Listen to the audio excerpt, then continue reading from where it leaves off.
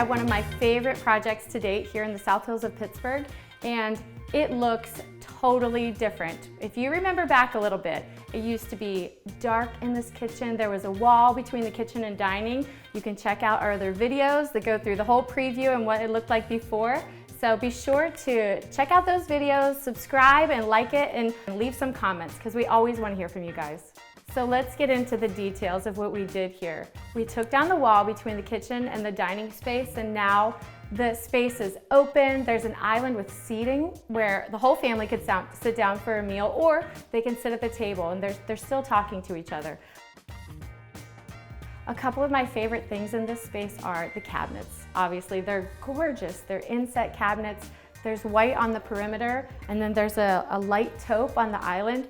And then to top them off, there are these gorgeous leathered quartzite countertops, which are beautiful and they're very durable. So it's great. This family has kids. They've got to have materials that stand up to the test of time. So a couple of the other finishes are really unique too, which I love. So the backsplash tile are these beautiful Zalige tiles.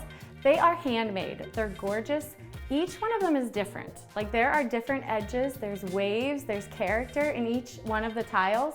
And so there's like a little pearlescent to it. It's gorgeous. And I love that there's no upper cabinets on this wall because it really lets the hood and the light fixtures just totally have a moment.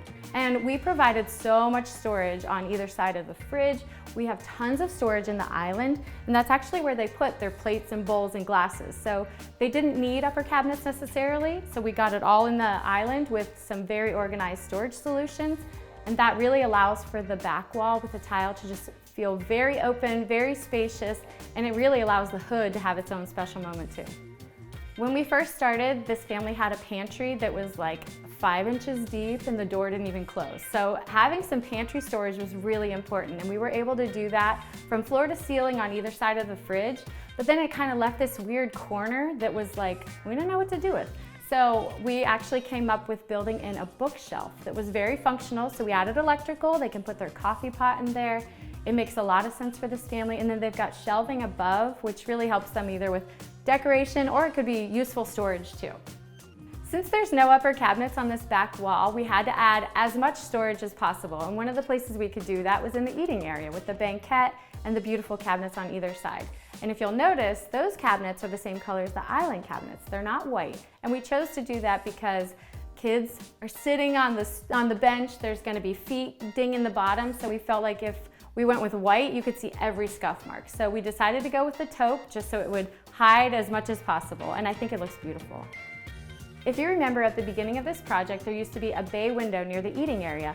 Well, the homeowners decided while we were here to ask us to take out the bay window and put in these gorgeous French doors. So I am really happy with all the light that's coming in. It's just an absolutely beautiful space now and way more functional. Now they have an access to the outside area instead of having to go all the way around the other way. So I really feel like adding those doors was awesome.